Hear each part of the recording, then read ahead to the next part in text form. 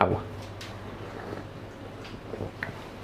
Aquí me tens, amb un cafè descafeïnat, perquè no puc fer més nervis ja, perquè estic atacat. I tu també, però per favor, què conyo és això? Unes eleccions un 23 de juliol. Quina animalada és aquesta? Com tens la cara tan dura de posar unes eleccions en ple estiu que no podem més? Basta ja!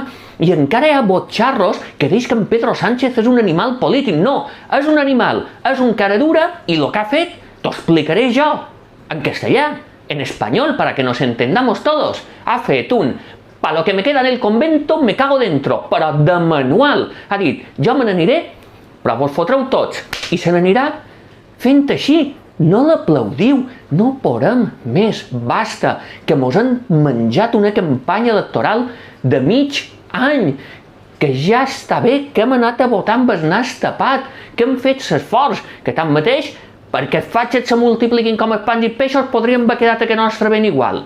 I ara, en ple estiu, unes eleccions, només de pensar en una altra campanya, en la violència verbal, en el desgast, en la puta pudorada que fotrà en el col·legi electoral un 23 de juliol.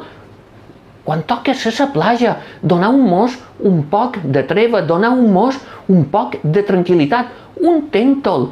No volem votar el 23 de juliol. Tia, és que fugen les ganes de votar el 23 de juliol, ni ara ni mai. Ja està bé, feis el que vulgueu, però deixeu-mos tranquils. Tan difícil és un poquet de normalitat, tenir un estiu tranquil, anar a votar a final d'any. Per favor, basta ja, ja està bé, que n'estan fins als putes collons.